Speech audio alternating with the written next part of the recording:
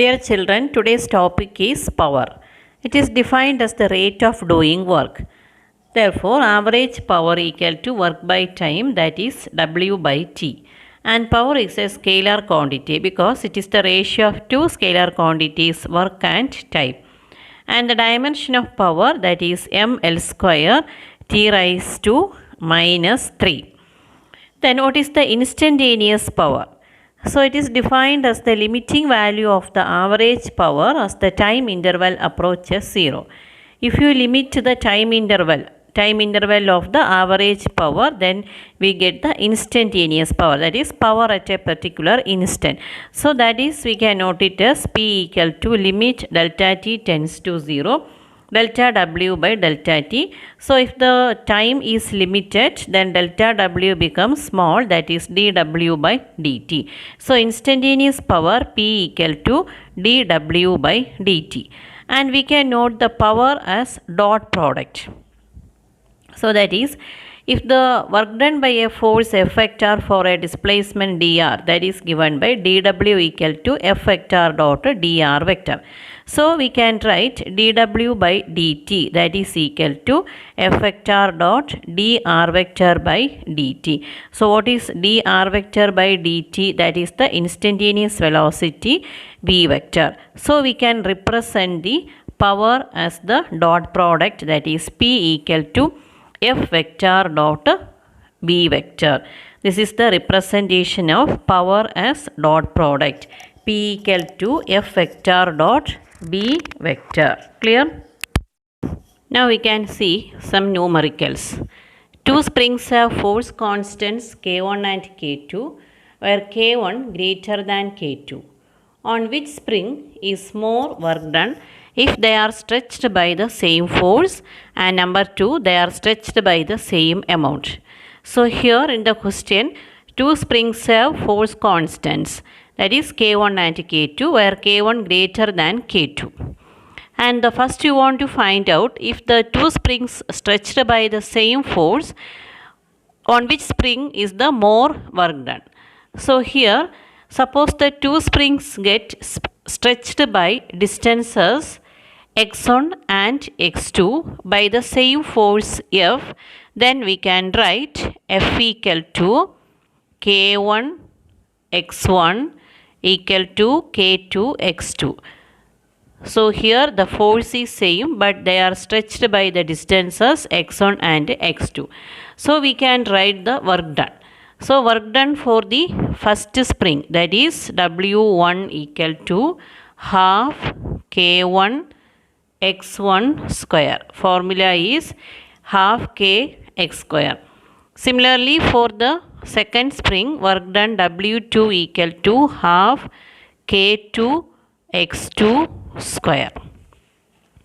Then we can take the ratio, that is W1 divided by W2, that is equal to half k1 x1 square divided by half k2 x2 square. Then half and half we can cancel, then half k2 x2 square. So then we can write k1 x1 into x1 divided by k2 x2 into x2. So what is k1 x1? That is equal to f dot, that is f into x1 divided by here k2 x2, that is also f into x2. Okay. So from this, what is x1, f and f we can cancel. So we can write x1 by x2. So from this equation, what is x1 by x2? That is, from this is the equation number 1. So from the equation 1, we can write x1 by x2. Okay, x1 by x2 equal to k2 by k1. Therefore, w1 by w2, okay, w1 by w2 equal to k2 by k1. Okay. So we get W1 by W2 equal to K2 by K1. So what is given in the question? That is K1 greater than K2. Okay, K1 greater means W1 less than W2, or we can write W2 greater than W1. So if the two springs under the same force, if they are stretched by distances x1 and x2, then the work done on the second spring is greater than the first spring. If they are stretched by the same force, then work done on the second spring greater than the first spring. Okay, then what is the second concept? Second concept, suppose the two springs are stretched by the same distance x. Okay, so we can write the work done, ratio of the work done for the two springs. Directly we can write here, that is W1 by W2, that is equal to half K1 x square divided by half K2 x square, because they are stretched by the same distance x. So we can write W1 equal to half K1 x square and W2 equal to half K2 x square. Then take the ratio. So what is the answer here? That is K1 by K2. Okay, K1 by K2. So in the question, K1 is greater than K2. Therefore, we can write W1 greater than W2. Okay, so if they are stretched by the same amount, then work done on the first spring is greater than the second spring. Clear? Second question. The potential energy of a spring when stretched through a distance x is 10 joule. What is the amount of work done on the same spring to stretch it through an additional distance x? So first you want to find out the potential energy of the spring when stretched through a distance x. That is given in the question, that is the 10 joule. Okay, so the potential energy of a spring when stretched through a distance x is given in the question, that is represented by u. That formula you know, that half kx square, that is given in the question, that is 10 joule.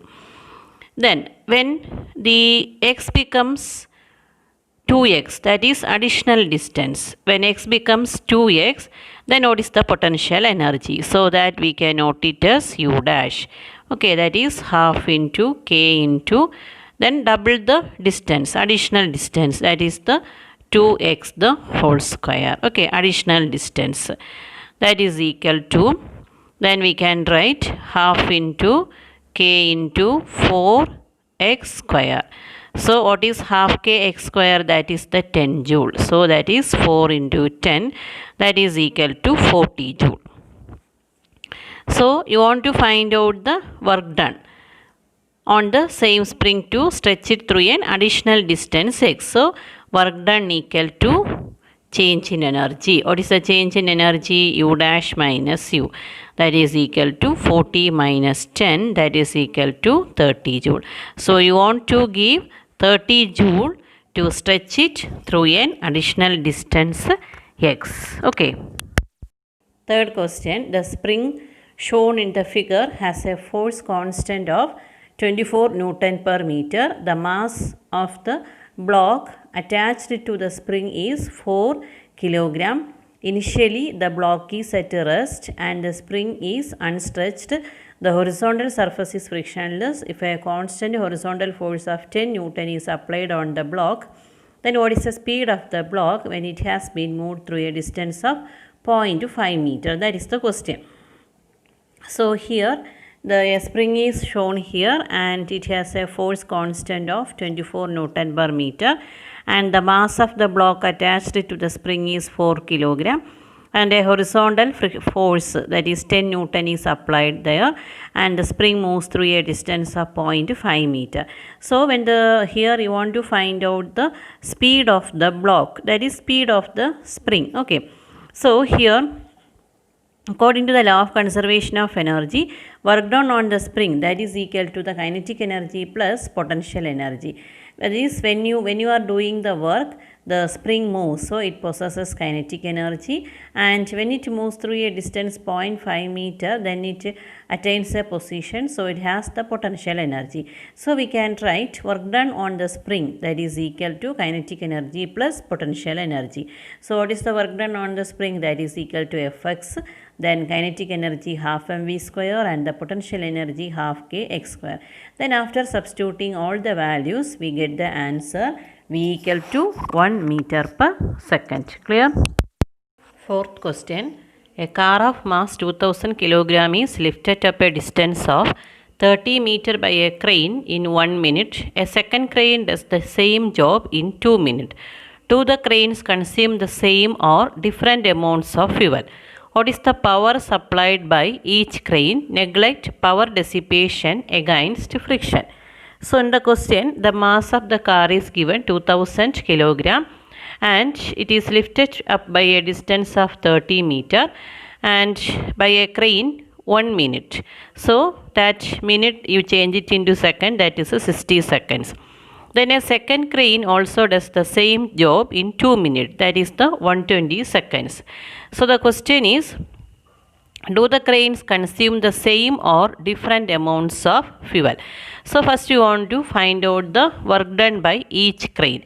So what is the work done here? That is W equal to force into distance.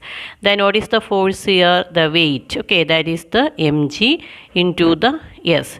So that work done by each crane for each, that is the car of mass, that is the 2000 kilogram. Okay, that is the force, that is the weight of the car, that is the 2000 into the 9.8 into the distance moved by the car, that is the 30. So the answer is 5.88 into 10 raised to 5 joule.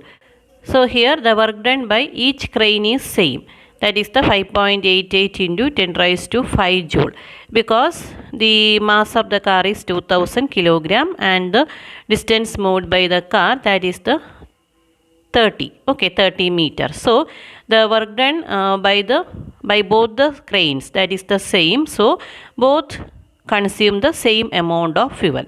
Then what is the power supplied by each crane? Okay, so the power supplied by the first crane, we can note it as that is P1, that is equal to W. Okay, that is work done by the crane, that is the 5.88 into 10 raised to 5 joule. Then the power consumed by the first crane in time 1 minute. So we can note it as that is the T1, that is equal to 5.88 into 10 raised to 5 divided by 60 seconds, that is equal to 9,800 watt. Similarly, the power supplied by the second crane, that is we can note it as P2, that is equal to W by T2, that is equal to again 5.88 into 10 raised to 5 divided by 120. So that is equal to 4,900 watt. Clear? Fifth question. A man weighing 60 kilogram climbs up a staircase carrying a load of 20 kilogram on his head. The staircase has 20 steps, each of height 0.2 meter. If he takes 10 seconds to climb, find his power. So here a man weighing 60 kilogram and carrying a load of 20 kilogram. So what is the total mass here? 60 plus 20, that is equal to 80 kilogram. Then the staircase has 20 steps. He is climbing a staircase. It has 20 steps. Each steps has height 0.2 meter. So what is the total height of the staircase? That is 0.2 into 20, that is equal to 4 meter. And he takes 10 seconds to climb, that is T equal to 10 seconds. So find his power. What is the formula of power? Power P equal to W by T. So W is the work done. So work done is equal to the energy. So what is the energy here? He is climbing the staircase. So he possesses the potential energy, that is mgh divided by T. Then substituting the values, you get the answer 313.6 watt. Okay. Sixth question. A car of mass 1000 kilogram, that is m equal to 1000 kilogram, accelerates uniformly from rest, that is initial velocity u equal to 0, to a velocity of 54 km per hour. Then you change it into meter per second, multiplying it with 5 by 18. So you will get the answer 15 meter per second in 5 seconds, that is t equal to 5 seconds. First one, calculate its acceleration. So what is the acceleration here? That is change in velocity by time. That is we can write a equal to change in velocity v minus u divided by t. So what is the v here? That is the 15 minus 0 divided by 5. So answer is 3 meter per second square. Then what is the second part? Gain in kinetic energy. Okay, it's a gain in kinetic energy. So what is the gain in kinetic energy? That is the initial kinetic energy. That is the difference between initial kinetic energy and final kinetic energy. So we can write gain in kinetic energy equal to half mv square, final kinetic energy minus initial kinetic energy. Okay, so that we can write half into m into v square minus u square. After substituting the values, you will get the answer, that is 1.125 into 10 raised to 5 joule. So this is the gain in kinetic energy. Then what is the next part? That is the power. Okay, so power P equal to W by T. Okay, so what is the W here? It is the gain in kinetic energy. So that is equal to 1.125 into 10 raised to 5 divided by, what is the time? That is the 5 seconds. Then we get the answer 22500 watt. So this is the power, average power of the engine during this period. Okay, clear?